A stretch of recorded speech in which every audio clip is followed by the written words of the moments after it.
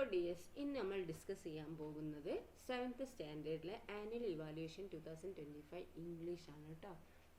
അപ്പം എന്താണ്, എല്ലാവരും നന്നായി പഠിച്ചിട്ടുണ്ടാവുമല്ലോ അല്ലേ? അപ്പോൾ എന്താണ് നമുക്ക് നോക്കാം. അപ്പോൾ ക്വസ്റ്റ്യൻ പേപ്പറാണ് കേട്ടോ. അപ്പം എന്താണ് ആക്ടിവിറ്റി 1 കൂൾ ഓഫ് ടൈം ഉണ്ട്. പിന്നെ എന്താണ് ആ ക്വസ്റ്റ്യൻസ് ഒക്കെ നന്നായി വായിച്ച് മനസ്സിലാക്കുക കേട്ടോ. പിന്നെ എന്തൊക്കെ ഇൻസ്ട്രക്ഷൻ തന്നിട്ടുണ്ടോ അതൊക്കെ നിങ്ങൾ എന്താക്കുക ചെയ്യണേ. ഇതിൽ അറ്റംപ്റ്റ് എനി 5 ആക്ടിവിറ്റീസ്, ഏതിന് 5 ആക്ടിവിറ്റീസ് ചെയ്താൽ മതി എന്നാണ് ഇതിൽ പറഞ്ഞിരിക്കുന്നത് കേട്ടോ. ഓക്കെ, ആക്ടിവിറ്റി 1 റീഡിങ് കോംപ്രിഹെൻഷൻ ആണ്. ആദ്യം ഒരു പാരഗ്രാഫ് തരും. ആ പാരഗ്രാഫ് നിങ്ങൾ എന്താക്കുക, നന്നായി വായിച്ച് മനസ്സിലാക്കുക. എന്നിട്ട് ആ ക്വസ്റ്റ്യന് നന്നായി മനസ്സിലാക്കിയ ശേഷം ആൻസർ ചെയ്യുക കേട്ടോ. നോക്കൂ, read the following passage and answer the questions that follow. എന്താണ് ഈ പാസേജ് വായിക്കുക, എന്നിട്ട് എന്താണ് ആ ക്വസ്റ്റ്യൻസിന് ആൻസർ ചെയ്യാനാണ് പറഞ്ഞിരിക്കുന്നത് കേട്ടോ. In the 1960s and 1970s, some young people rejected the trappings and values of conventional society. എന്താണ് 1960 1970 എന്താണ് കുറച്ച് ആൾക്കാർ യൂത്ത് യങ് പീപ്പിൾ എന്താണ് ഈ trappings and values of conventional society എന്താക്കി റിജക്റ്റ് ചെയ്തു.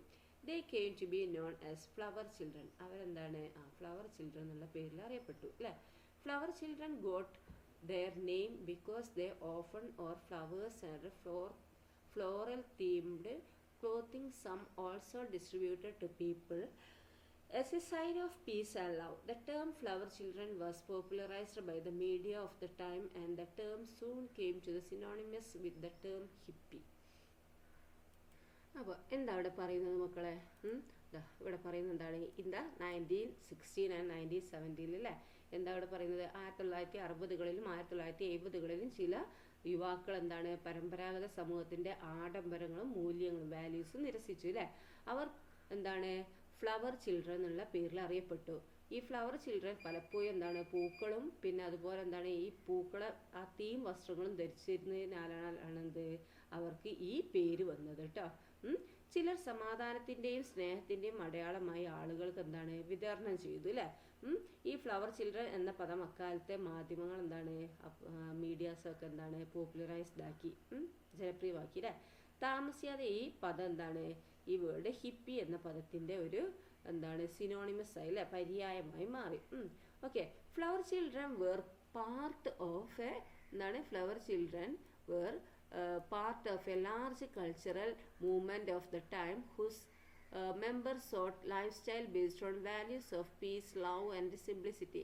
They rejected money, materialism and contemporary politics. They protected to war on victim and believed they could not trust anyone over the age of 30. അപ്പോൾ എന്താണ് ഇവിടെ പറയുന്നത് നോക്കിയേ, ഈ സ്നേഹം അതായത് ലവ്, പീസ്, സിംപ്ലിസിറ്റി അല്ലേ, സമാധാനം, സ്നേഹം, സിംപ്ലിസിറ്റി എന്നീ മൂല്യങ്ങളെ എന്നീ വാല്യൂസിനെ അടിസ്ഥാനമാക്കിയുള്ള ഒരു ജീവിതശൈലി ആഗ്രഹിച്ച എന്താണ് അക്കാലത്തെ ഒരു വലിയ ഒരു എന്താണ് മെമ്പേഴ്സോടെ ലൈഫ് സ്റ്റൈൽ ബേസ്ഡ് എന്താ ഒരു large cultural movement of the time അല്ലേ. അക്കാലത്ത് എന്താണ് വലിയ സാംസ്കാരിക പ്രസ്ഥാനത്തിന്റെ ഭാഗമായിരുന്നു ഈ ഫ്ലവർ ചിൽഡ്രൻ. അവർ എന്താണ് പണം, ഭൗതികവാദം പിന്നെ അതുപോലെ എന്താണ് സമകാലിക രാഷ്ട്രീയം എന്നിവ എന്താണ് റിജക്റ്റ് ചെയ്തു അല്ലേ. റിജക്റ്റ് ചെയ്തു മണി, മെറ്റീരിയൽസ് ആൻഡ് കണ്ടംപററി പൊളിറ്റിക്സ് എന്താക്കി ഇവർ റിജക്റ്റ് ചെയ്തു. ആര് ഫ്ലവർ ചിൽഡ്രൻ അല്ലേ. ഈ അതുപോലെ എന്താണ് they protected to the war on victim അല്ലേ. യുദ്ധത്തിൻ്റെ ഇരകൾക്കെതിരെ എന്താണ് ഇരകൾക്കെതിരായ യുദ്ധത്തിൽ നിന്ന് എന്താണ് ഇവർ രക്ഷപ്പെട്ടു അല്ലേ. എന്താണ് they protected to war on victim. ഈ വിക്ടിമിൻ്റെ അതായത് വാറിൻ്റെ എന്താ പറയുക പ്രൊട്ടക്റ്റ് ചെയ്തു അവർ ആ വിക്ടിമിനെയൊക്കെ സാക്ഷികളൊക്കെ എന്താക്കി പ്രൊട്ടക്റ്റ് ചെയ്തു. And believed they could not trust any one over the age of 30 അല്ലേ. അപ്പോൾ 30 വയസ്സിന് മുകളിലുള്ള ആരെയും വിശ്വസിക്കാൻ കഴിയില്ലെന്നും അവർ വിശ്വസിച്ചു. ഓക്കെ, അപ്പോൾ ഇത് സ്റ്റോറി എന്താണെന്ന് മനസ്സിലായാലും ഇവിടെ പറഞ്ഞിരിക്കുന്നത്. ഇനി നോക്കിയേ എന്താണ് ആദ്യം ഈ പാസേജ് വായിച്ച് മനസ്സിലാക്കിയിട്ട് ക്വസ്റ്റ്യനിലേക്ക് പോയിട്ട് കാര്യമുള്ളൂ കേട്ടോ. അപ്പോൾ നോക്കാം, ഒന്നാമത്തെ question, when did flower children appear in American society. എപ്പോഴാണ് ഈ അമേരിക്കൻ സൊസൈറ്റിയിൽ ഈ ഫ്ലവർ ചിൽഡ്രൻ അപ്പിയർ ചെയ്ത്? 1916 1970 1918 1916s and 1917s ആണോ? അത് അവിടെ പറയുന്നുണ്ട് അല്ലേ. എന്താണ് എപ്പോഴാണ് അപ്പിയർ ചെയ്തിരിക്കുന്നത്? 1916s and 1917s കേട്ടോ. അതാണ് ആൻസർ. അപ്പോൾ എന്താണ് ഇത് ടിക്ക് ചെയ്യാം. ഇതാ നാലാമത്തത് അല്ലേ, ഇത് എഴുതുക കേട്ടോ. Next, how did they get their names, എങ്ങനെയാണ് അവർക്ക് ആ പേര് കിട്ടിയത്? Because they often pluck flowers, എന്താണ് അവർ പലപ്പോഴും പൂ പറിച്ചിട്ടാണോ? Because they often wore flowers and floral themed clothing, അവർ പലപ്പോഴും എന്താണ് ഫ്ലവറും ഫ്ലവർ തീംഡ് ആയിട്ടുള്ള ഡ്രസ്സും ഇട്ടിട്ടാണോ?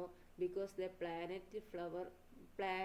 ഫ്ലവർ പ്ലാന്റ്സ്, അവർ എന്താണ് ആ ഫ്ലവർ പ്ലാന്റ്സ് ഒക്കെ ഇതാക്കി എന്താണ് പ്ലാന്റ് ചെയ്തിട്ടാണോ? ബിക്കോസ് ദേ സോൾഡ് ഫ്ലവർ, അവർ ഫ്ലവർ വിറ്റിട്ടാണോ?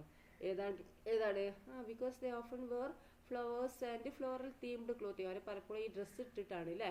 അപ്പോൾ രണ്ടാമത്തത് കേട്ടോ. നെക്സ്റ്റ് നോക്കൂ, how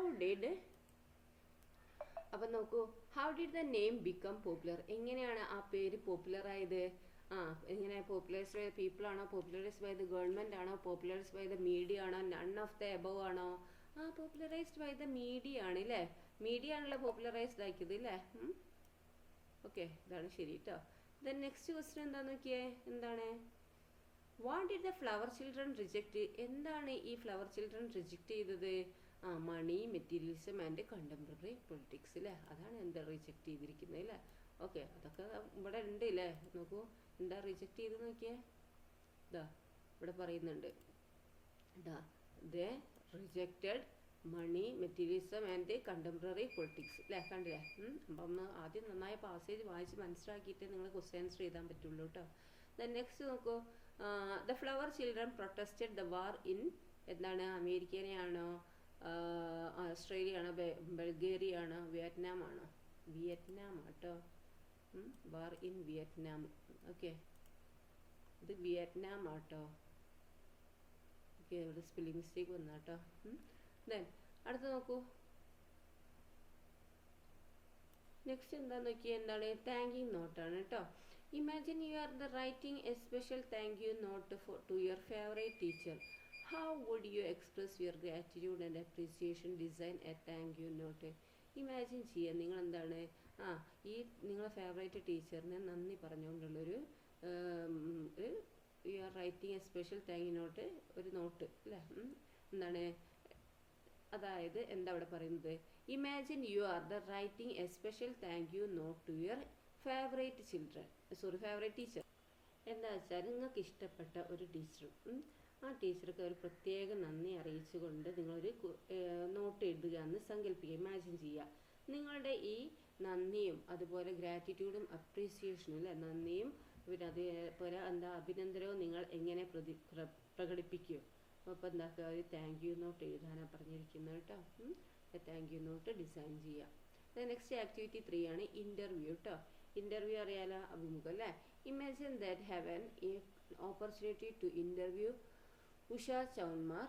What questions would you ask her about her life journey as a successful woman? Write down least 5 questions you could ask in the interview. എന്താണ് പറയുന്നത്? ഉഷ ചൗമറിനെ എന്താണ് നേരിട്ട് കാണാൻ ഒരു അവസരം ലഭിച്ചതായി സങ്കല്പിക്കുക. ഒരു വിജയകരമായ സ്ത്രീ എന്ന നിലയിൽ അവരുടെ ജീവിത യാത്രയെ കുറിച്ചിട്ട് നിങ്ങൾ അവരോട് എന്തൊക്കെ ചോദ്യങ്ങൾ ചോദിക്കും? ആ ഇൻ്റർവ്യൂവിൽ നിങ്ങൾ ചോദിക്കുന്ന കുറഞ്ഞത് 5 ചോദ്യങ്ങളെങ്കിലും എഴുതാനാണ് പറഞ്ഞിരിക്കുന്നത് കേട്ടോ. ഇൻ്റർവ്യൂ ക്വസ്റ്റ്യൻസ് എഴുതാനാണ് പറഞ്ഞിരിക്കുന്നത്, എഴുതുക. ദെൻ ക്യാരക്ടർ സ്കെച്ച് കേട്ടോ. Write the character sketch of A Albert Dürer using the following hints. അപ്പോൾ എത്തതേക്കുന്ന ക്യാരക്ടർ സ്കെച്ച് വെച്ചിട്ട് എന്താക്കുകയാണ്, ഈ ആൽബർട്ട് ഡ്യൂററിൻ്റെ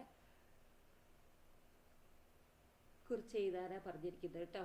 അപ്പോൾ likes to join the academy എന്നും പിന്നെ hard working sacrifice loves his ബ്രദറൊക്കെ അതൊക്കെ എഴുതുക, ക്യാരക്ടർ സ്കെച്ച് എഴുതുക. ഇനി ലെറ്ററാണ്. Joseph's father left Joseph in the orphanage and he felt very sorry for that, so he decided to write a letter to his son. Write the likely letter. അപ്പോൾ ഒരു letter എഴുതാനാണ് പറയുന്നത്. ജോസഫിൻ്റെ അച്ഛൻ എന്താണ് ഓർഫനേജിൽ അവിടെ ആക്കിപ്പോയി അല്ലേ. അയാൾക്ക് ഭയങ്കര വിഷമം തോന്നിയിട്ടുണ്ട് അല്ലേ. അപ്പോൾ എന്താണ് അയാൾ ഈ അവരുടെ മകന് വേണ്ടി ഒരു കത്ത് എഴുതാൻ തീരുമാനിച്ചു അല്ലേ. അങ്ങനെ ഒരു കത്ത് എഴുതാനാണ് പറഞ്ഞിരിക്കുന്നത് കേട്ടോ. ദെൻ നെക്സ്റ്റ് ആക്ടിവിറ്റി 6 എഡിറ്റിംഗ് ആണ്. Edit the following passage. The school team have അവിടെ കൊടുത്തിരിക്കുന്നത് അല്ലേ, എന്താ ശരിയുള്ളത് എഴുതുക. ലോസ്റ്റ് ഇറ്റ് ഫസ്റ്റ് വിക്കറ്റ്, ഇവിടെ ബൈ ആണല്ലേ, അത് തെറ്റാണ്. Only 2 runs on the board. Ranji go നടത്തുന്നത് in at this stage. The Delhi schools opening bowler was sending down some really fast ones. അപ്പോൾ ഈ അണ്ടർലൈൻ ചെയ്തിരിക്കുന്നതൊക്കെ തെറ്റാണല്ലേ. ഇവിടെ ഡി എന്താണ്, ഡൽഹിയിലെ ഡീൻ്റെ ക്യാപിറ്റൽ ലെറ്റർ എഴുതണം അല്ലേ. അപ്പോൾ ഇവിടെ എന്താ വരിക? അപ്പോൾ ഇവിടെ തെറ്റുള്ളതൊക്കെ എങ്ങനെ നമുക്ക് ശരിയാക്കാം നോക്കൂ. ഇവിടെ സ്കൂൾ ടീം ഹാവ് അല്ല വരിക, ഹാസ് ആണ് അല്ലേ. HAS ആണ് വരിക കേട്ടോ. Has, HAS, has. ഓക്കെ. പിന്നെ ഫസ്റ്റ് ലോസ്റ്റ് എന്താണ്, has lost it first wicket എന്താണ്, by only 2 runs on the board. Ranji goes, GOES ആണ് കേട്ടോ, ഗോസ്. Okay, GOES. ഓക്കെ. പിന്നെ അറ്റ് ദിസ് സ്റ്റേജ് പിന്നെ എന്താണ്, ഡൽഹി ഡി ക്യാപിറ്റൽ ലെറ്റർ എഴുതുക കേട്ടോ. Delhi schools opening. പിന്നെ ബൗളർ എന്നുള്ളത് BA, സ്പെല്ലിംഗ് എന്താണ്, BAWLER കേട്ടോ, bowler. Okay. was sending down some really fast ones. Okay. Okay. അപ്പോൾ നന്നായി ക്വസ്റ്റ്യനൊക്കെ വായിച്ചിട്ട് ആൻസർ ചെയ്യുക കേട്ടോ. Okay, thank you.